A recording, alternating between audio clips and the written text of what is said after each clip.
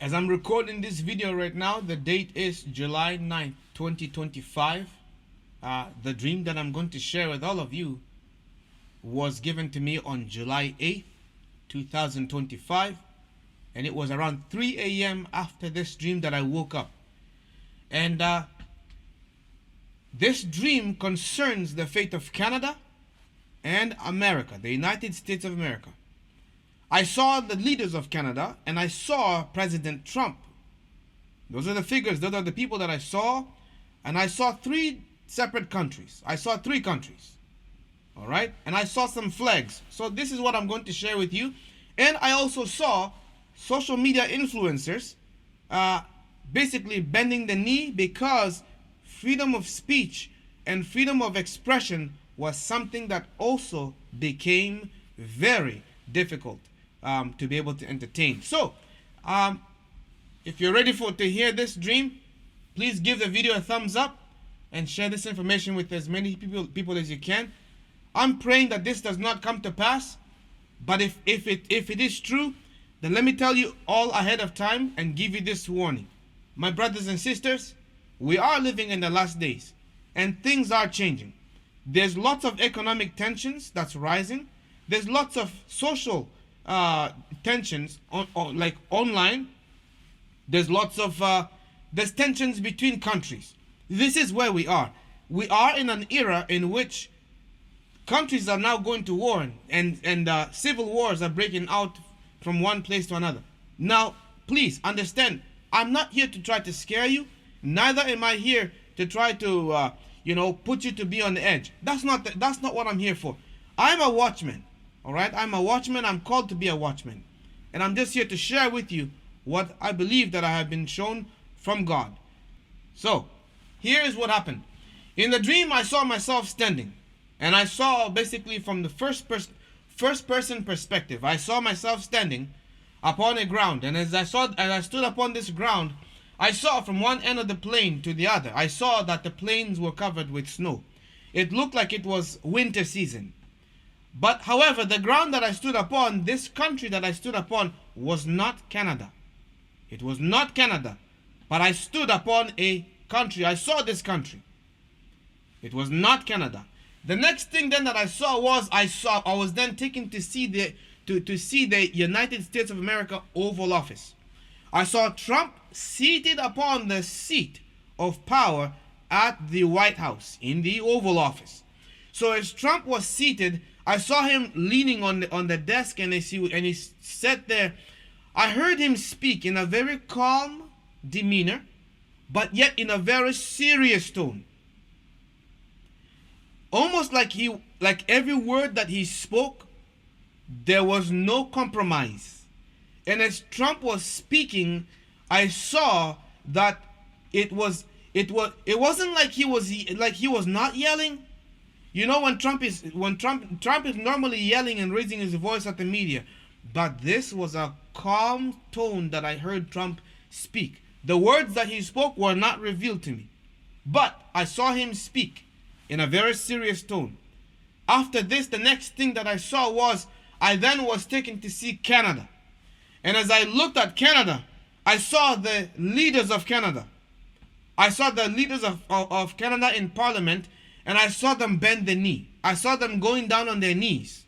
And they were bending the knee to America.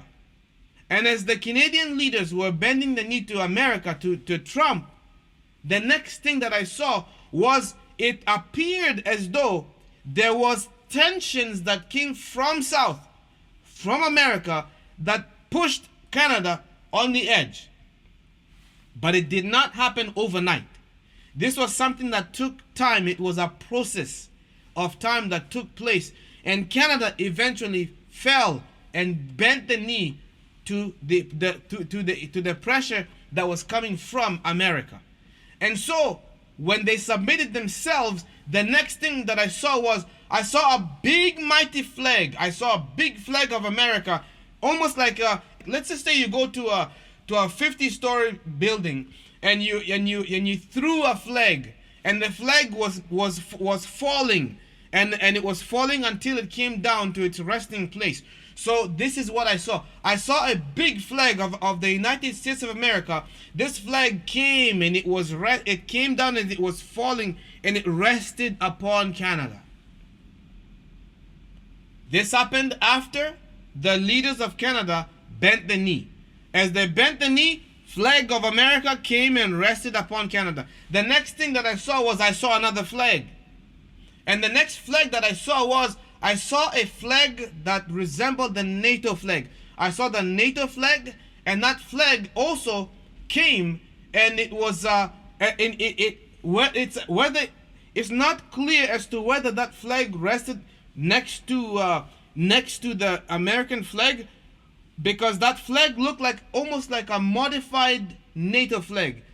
I don't know. Like all I know is I saw clearly the United States of America flag, and then the next thing clearly I saw a NATO flag, but the NATO flag appeared slightly modified.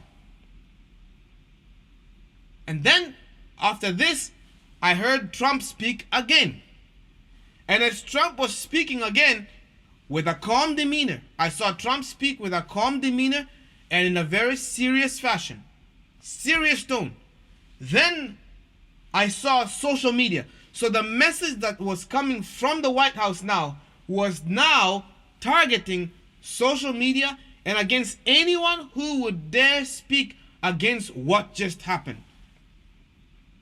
It was intolerable. And I saw that people who entertained, who did skits on social media, like people who just do skits for fun, I saw that they were now being contacted by the White House and that they ought to be careful about the things that they would even put in their skits. And then I heard a word that was brought to me, conspiracy theorist. That I heard the word conspiracy theorist being brought up.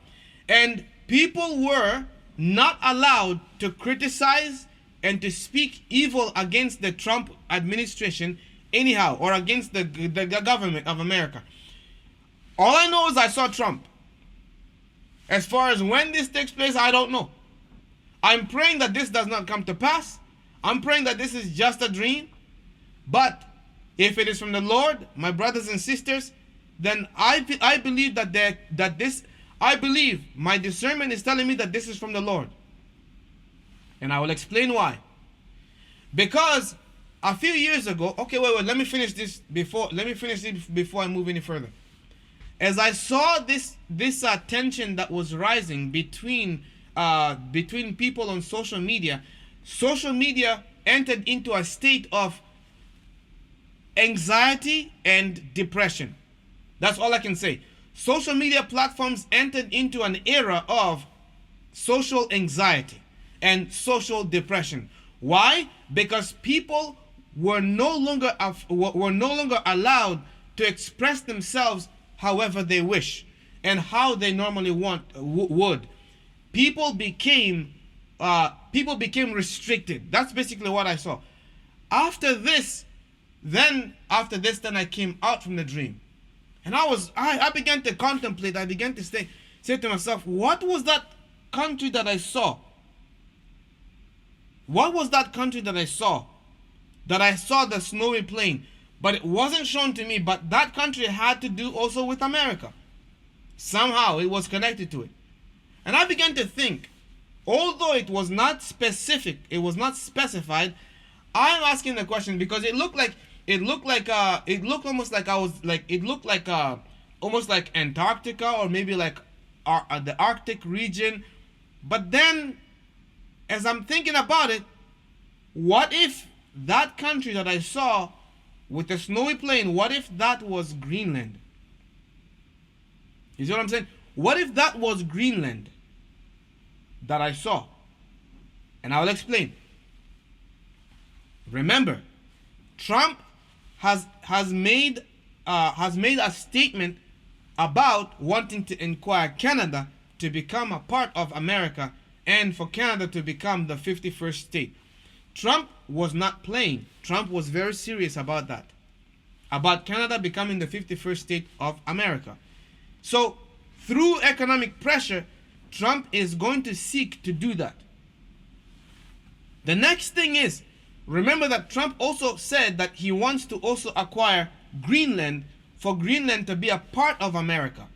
For the sake of national security, Trump wants to attain and acquire Greenland. Now, last time I checked, I don't think that Greenland is a part of NATO. Now, just a heads up, I don't know too much about Greenland. I don't believe that Greenland itself has its own independent military, but I do believe that Denmark is the one that has some sort of military presence there, and I think and America has a military base in Greenland as well. But here's the thing. Trump wants to claim Greenland, and he says that this is for the sake of national security. If he claims that phrase national security, that is actually him actually selling, selling to the Congress, selling to Congress so that Congress will stand by him. Anything that has to do with national security, bam, you can easily sell that to Congress. If you want to go to another country and invade, say, oh, this has to do with national security. Boom, Congress will stand by him on that. So the thing is, friends, why am I bringing this to you? I think that understanding this and also understanding the impacts of what it would lead. If Trump were to get Canada to bend the knee and submit to the United States of America, I think we're gonna have a big problem. And the reason is because our friends in Europe, the European army that is being formed by France, by Emmanuel Macron and the other 9 kingdoms that are coming together, I believe that they are going to have a problem should America even make the move to claim Canada or to bring Canada to include Canada to be a part of America's economy. I think that they're going to have a problem. Specifically, I believe that Emmanuel Macron, France's leader, is going to have a major problem with this. And remember that France is leading in establishing a true European army that would defend them against America, against Russia, and against China. So the thing is, that itself has its own there's a case to be made for that by itself. You see, friends, make sure that you go educate yourself about some of these things so that you understand fully what I'm explaining here. Maybe just as we near the end of this decade, we could see something else completely different. We could see a whole different America just prior to the end of this decade. I don't think America is ever going to be America in 2028. Past 2028, I don't think America is ever going to be the same. America, I think, will be over. It will be something else. Now, that's my own personal opinion. That's my own opinion. Again, my own opinion about 2028. I think that there's something much more bigger that's coming to America and to the whole world within the next 2 to 3 years. I feel like your deadline to be in the cities, 2027.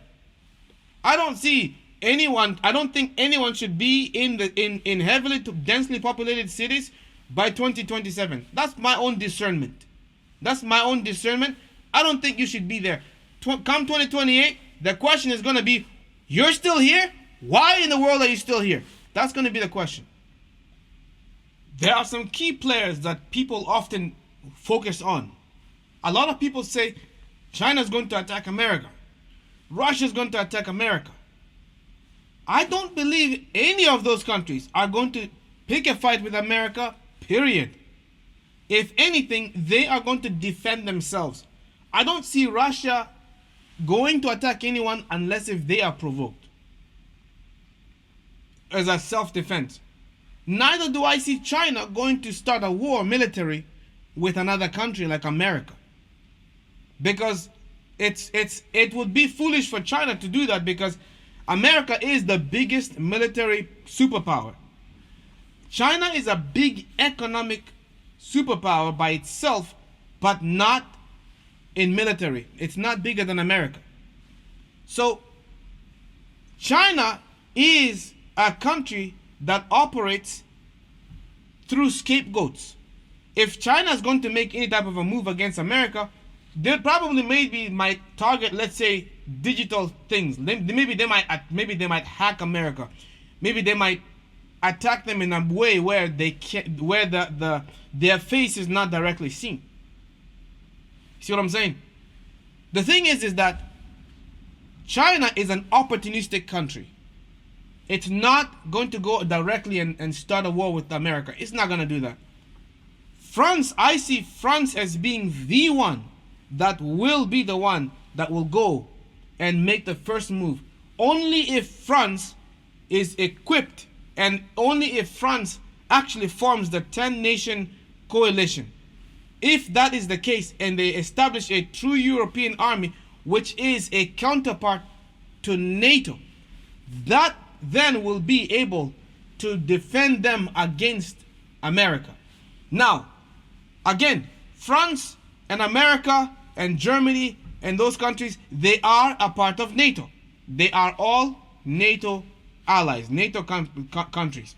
So, could there be something that very well could shake the memberships of NATO so that they would divide and turn against themselves? I mean, anything's possible, but I'm just asking questions. That's all I'm doing. That's all I'm doing. I'm just asking questions. But ladies and gentlemen, I want to stop the video here. I think I've done enough to provoke your thoughts. Go ahead and take this upon yourselves and think more upon it and see what you can come up with. See, maybe go and research some more into this.